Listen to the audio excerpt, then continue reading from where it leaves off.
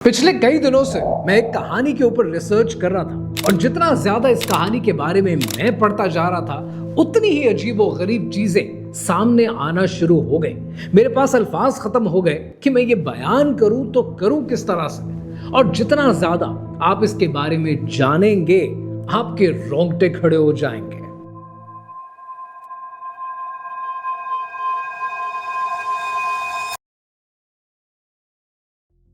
ये कहानी है मई सन 2000 की। एंटार्क्टिका, द फ्रोजन कॉन्टिनेंट, दुनिया की सबसे आइसोलेटेड जगह। यहां एमंसन स्कॉट स्टेशन पर मौजूद हैं सिर्फ 49 लोग और उन्हीं 49 लोगों के दरमियान होता है साउथ पोल की तारीख का पहला रिकॉर्डेड मर्डर।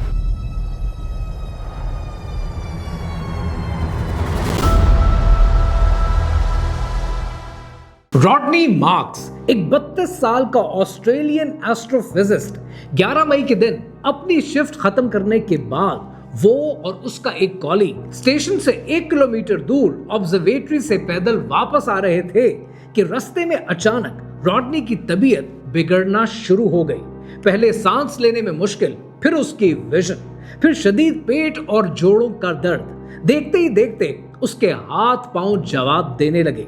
स्टेशन पहुंचते ही रॉडनी सीधा मेडिकल फैसिलिटी गया और यहां on duty doctor Robert Thomson मौजूद था।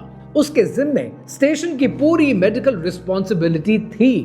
रॉडनी ने बताया कि उसने आखिरी बार 38 घंटे पहले शराब पी थी, लेकिन 38 घंटे गुजर चुके हैं। फिर भी डॉक्टर ने उसकी कंडीशन को अल्कोहल विड्रॉल समझकर उसको ज्यादा सीरियस नहीं लिया।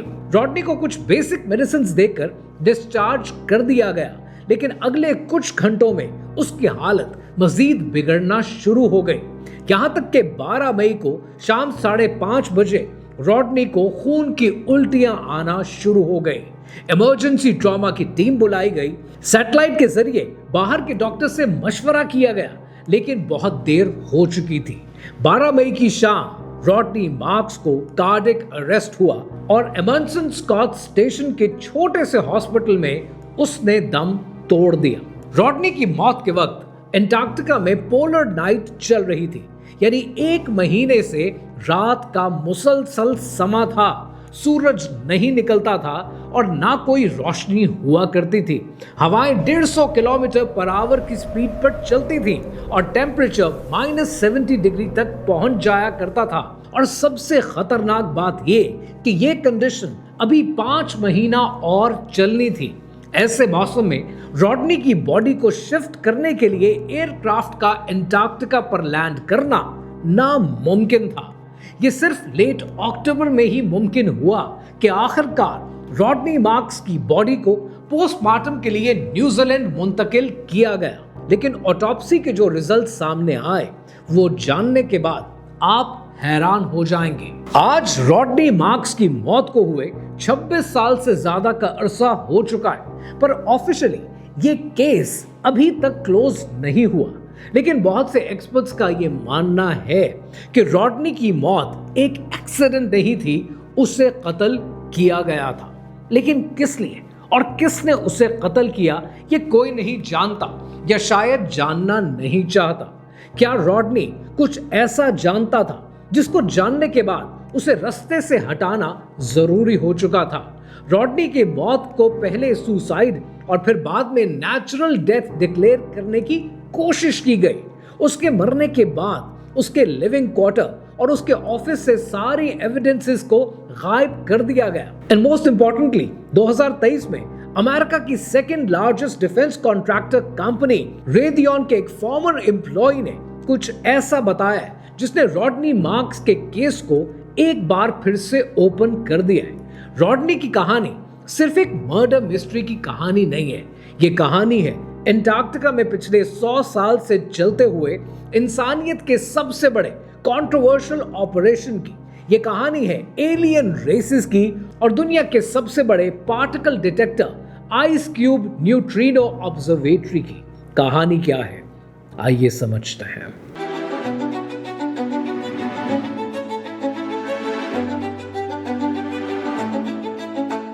12 जून सन 2023 Washington DC national press club का बॉल रूम रिपोर्टर्स और सहाफियों से भरा हुआ था। एक प्रेस कॉन्फ्रेंस रखी गई, नाम है डिस्क्लोजर 2.0। इवेंट के ऑर्गेनाइजर्स थे डॉक्टर स्टीवन ग्रियर, एक यूफोलॉजिस्ट और डिस्क्लोजर प्रोजेक्ट का फाउंडर। अगर आप डिस्क्लोजर प्रोजेक्ट के बारे में नहीं जानते तो डिस्क्लोजर प्रोजेक्ट डॉक्टर स्टीवन का एक इनिशिएटिव है जिसका मकसद यूएफओज और दूसरे एलिजिड सीक्रेट गवर्नमेंट प्रोग्राम्स की इंफॉर्मेशन को पब्लिक के सामने लाना है। इस कॉन्फ्रेंस में डॉक्टर स्टीवन ग्रियर के साथ कई रिटायर्ड मिलिट्री और इंटेलिजेंस ऑफिसर्स और कॉन्ट्रैक्टर्स भी मौजूद थे। इन सब का दावा था कि वो ऐसे सीक्रेट प्रोग्राम्स के बारे में विटनेसेस हैं, उनकी इंफॉर्मेशन जानते हैं जिनकी इंफॉर्मेशन सालों से पब्लिक से छुपाई जा रही है। और इस प्रेस कॉन्फ्रेंस में वो इस सब को डिस्क्लोज करने वाले थे। ये प्रेस कॉन्फ्रेंस अगले 2 घंटे तक जारी रहती है। एक एक करके मिलिट्री ऑफिशियल्स अपने पर्सनल एक्सपीरियंसेस शेयर करते हैं।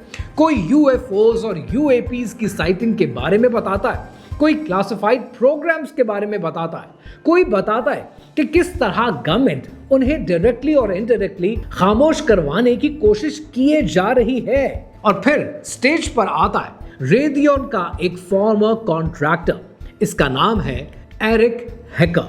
तकरीबन 5 मिनट तक अपनी टेस्टिमनी में एरिक कई एक क्लेम करता है। Directed energy weapon system, ELF transmitters, green lasers, long range communication systems और बहुत कुछ वो एक्सप्लेन करता है। एरिक के मुताबिक ये सब हिस्सा है एंटार्क्टिका के आइस क्यूब न्यूट्रिनो ऑब्जर्वेटरी का। बाय द वे ये ऑब्जर्वेटरी उसी इमंसन स्कॉट साउथ पोल के स्टेशन पर मौजूद है जहां रॉडनी मार्क्स की मिस्टीरियस डेथ हुई थी। लेकिन इस कनेक्शन को समझने से पहले यह जानना जरूरी है कि न्यूट्रिनोज और न्यूट्रिनो डिटेक्टर असल में होता क्या है। आज तक की नॉन साइंस के मुताबिक न्यूट्रिनोज यूनिवर्स के सबसे हल्के पार्टिकल्स समझे जाते हैं। ये इलेक्ट्रॉन से तकरीबन 10 लाख गुना हल्के होते हैं। इनका मास इतना कम होता है कि ये किसी दूसरे पार्टिकल से तकरीबन कभी भी नहीं टकराते। इस वक्त भी अरबों खरबों न्यूट्रॉन्स हमारे जिस्म के आर पार गुजर रहे हैं। जमीन के आर पार, बिल्डिंग्स के आर पार, हमारे आसपास मौजूद तकरीबन हर चीज के आर पार, और हमें इनका एहसास तक नहीं होता। अब जरा ये सोचें कि अगर कोई पार्टिकल सूरज या किसी दूसरी गैलेक्सी से अर्थ की तरफ सफर करता है, हमारी जमीन की तरफ, तो अक्सर वो रास्ते में किसी न किसी जगह पर रुक जाएगा, एटम से टकरा जाएगा, डस्ट से, गैस से, या मैग्नेटिक फील्ड उसका रास्ता बदल देंगी। यानी बहुत से पार्टिकल्स कभी जमीन तक पहुंच ही नहीं पाते। लेकिन न्यूट्रिनोज के साथ ऐसा कभी नहीं होता। ये इतने छोटे होते हैं कि बगैर किसी चीज के साथ इंटरफियर किए हमेशा अपने इंटेंडेड कोर्स पर चलते रहते हैं। इस सब को आप एक ट्रैफिक की एनालॉजी से समझने की कोशिश करें। यूं समझिए कि अगर आपके पास एक बड़ी गाड़ी है और आप एक बड़ी गाड़ी चला रहे हैं तो चांसेस ज्यादा हैं कि आप ट्रैफिक जैम में फंस जाएंगे। लेकिन अगर आपके पास गाड़ी इतनी छोटी है जो हर जगह से रास्ता निकालकर निकल जाती है, तो न सिर्फ आप अपनी डेस्टिनेशन पर पहुंच जाएंगे बल्कि बहुत दूर तक ट्रैवल कर लेंगे, जबकि बाकी सबको ट्रैफिक में फंसना पड़ेगा।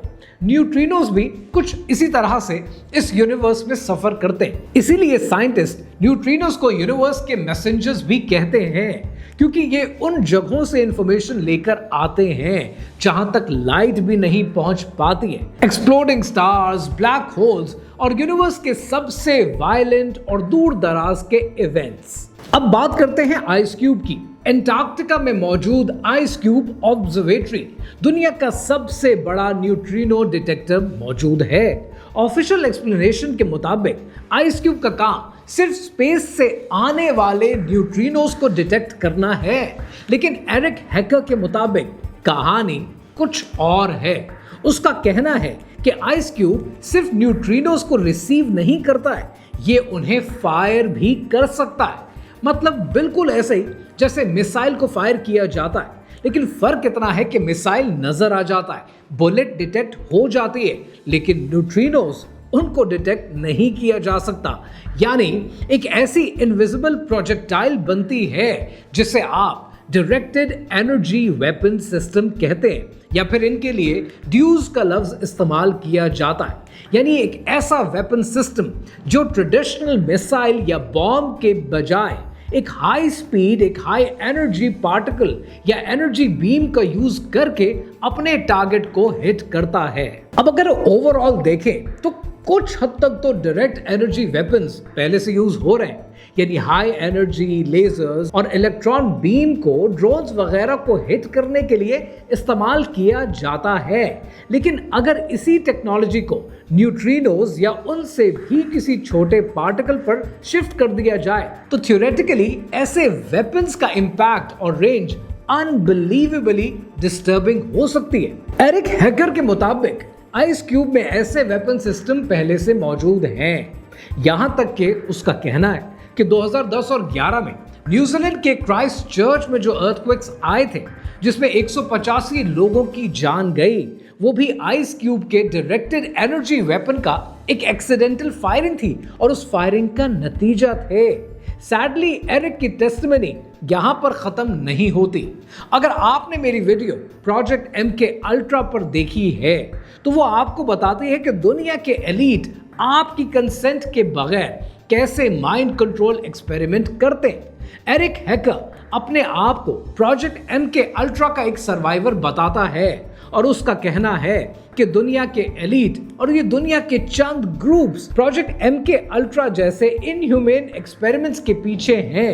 आज एंटार्क्टिका में मौजूद इस टेक्नोलॉजी पर काम कर रहे हैं जिसके सामने MK अल्ट्रा भी बच्चों का खेल लगता है। इस टेक्नोलॉजी का नाम है वॉइस टू स्कल ट्रांसमिशन यानी V2K। इसका जिक्र मैंने अपनी प्रोजेक्ट ब्लू बीम की वीडियोस में भी किया था, लेकिन आइए अब जरा इस कॉन्सेप्ट को डिटेल में समझते हैं। बेसिकली कुछ extremely low frequency electromagnetic waves होती हैं जिन्हें एल्फ वेव्स कहा जाता है। इन्हें टारगेट किया जा सकता है ह्यूमन ऑडिटरी कॉर्टेक्स पर, यानी हमारे दिमाग का वो हिस्सा जो कानों से आने वाले ऑडिटरी सिग्नल्स को रिसीव करता है। आमतौर पर जब भी आप कोई आवाज सुनते हैं तो वो पहले आउटर ईयर, फिर मिडिल ईयर और फिर इनर ईयर से होती हुई ऑडिटरी कॉर्टेक्स तक पहुंचती है। यही ब्रेन उस सिग्नल को प्रोसेस करता है और हमें पता चलता है कि हमने क्या सुना है।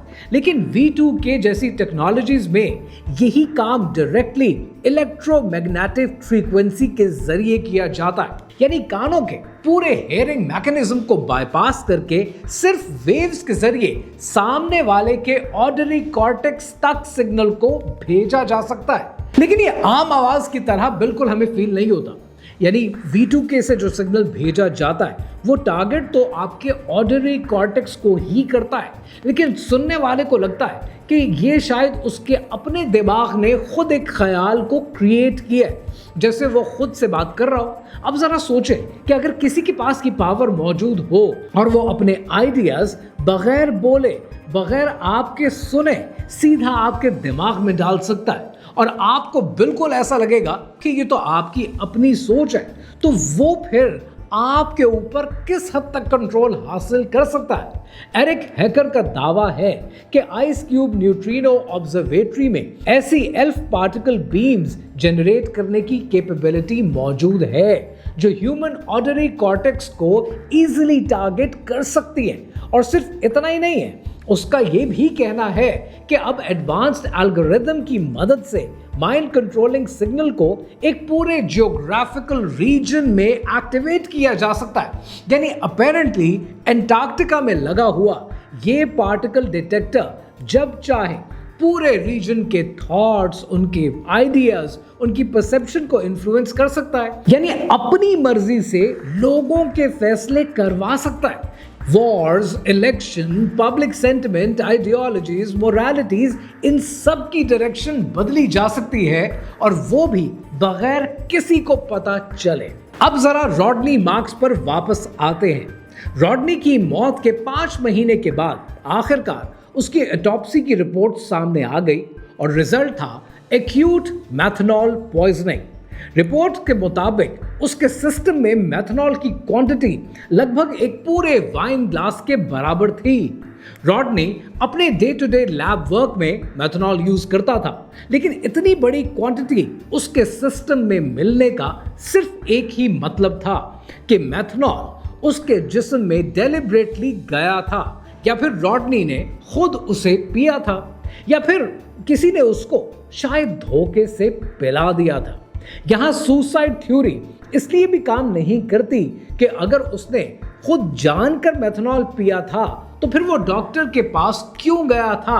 हाँ, ये जरूर मुमकिन है कि उसने गलती से मेथनॉल को वाइन समझकर पी लिया हो, लेकिन रॉडनी की मौत से पहले और उसके फौरन बाद कुछ ऐसे वाकयात हुए जिससे उसकी एक्सीडेंटल डेथ के चांसेस और भी कम हो जाते हैं। फॉर एग्जाम्पल, अगर रॉडनी को मेथनॉल पॉइजनिंग हुई थी तो वो एक सैंपल ब्लड एनालाइजर से फौरन डिटेक्ट हो सकती थी, लेकिन जिस दिन रॉडनी बीमार हुआ था उस दिन एनालाइजर की बैटरी इत्तेफाक से डेड हो गई थी। और अब एक और अजीब इत्तेफाक कि रॉडनी की मौत के कुछ ही घंटों के अंदर उसके दफ्तर और उसके लिविंग क्वार्टर्स उसको फौरन साफ कर दिया गया। तमाम मेथनॉल बॉटल समेत जिन पर फिंगरप्रिंट्स डिटेक्ट हो सकते थे। ऑफिशियल एक्सप्लेनेशन ये दी गई कि क्लीनिंग स्टाफ को क्राइम सीन को प्रिजर्व करने की प्रॉपर इंस्ट्रक्शंस नहीं समझ में आई थी।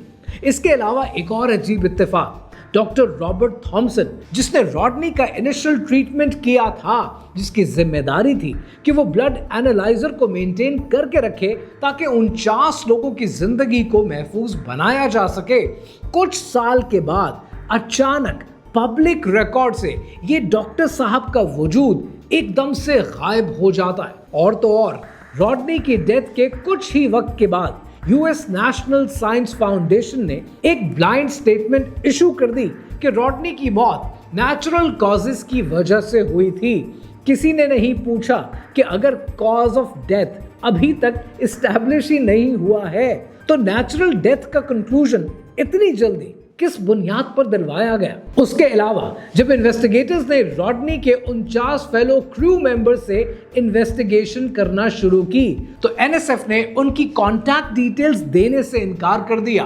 कोर्ट ऑर्डर और पब्लिक प्रेशर के बाद कॉन्टैक्ट दिए तो गए, लेकिन 49 में से सिर्फ 13 लोगों ने रिस्पॉन्स दिया और उनकी टेस्टिमनी से भी इन्वेस्टिगेशन को कोई खास लीड नहीं मिल सकी। फिर 23 साल के बाद कहानी में एंट्री होती है एरिक हैकर की, लेकिन एरिक हैकर की टेस्टिमनी को समझने और पढ़ने के बाद ये क्लियर नहीं कहा जा सकता कि ये सच है या झूठ। वो फैसला आपने करना है। I am not presenting all of them as a fact to you, लेकिन सवाल बहुत सारे खड़े होते हैं। सेम एमंसन स्कॉट स्टेशन का एम्प्लॉय और उसके बाद कई सवालात ने इस टेस्टिमनी के बाद जन्म लिया कि क्या रॉडनी मार्क्स आइस क्यूब के बारे में कुछ ऐसा जानता था जो दुनिया की कंट्रोलिंग पावर्स उस वक्त दुनिया के सामने नहीं लाना चाहती थी। एरिक हैकर खुद एक फॉर्मर डिफेंस कॉन्ट्रैक्टर है। अगर इतनी एलिजिडली सेंसिटिव इंफॉर्मेशन एक कॉन्ट्रैक्टर तक पहुंच सकती है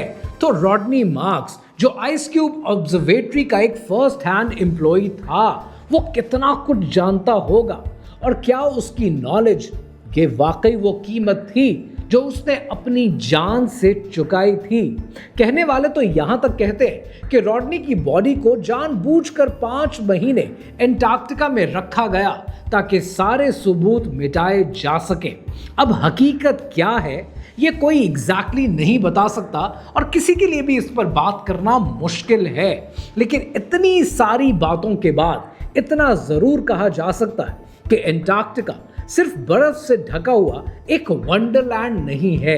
यहाँ यकीनन कुछ ऐसा तो चल रहा है कि जिसकी इंफॉर्मेशन पब्लिक से छुपाई जाती है।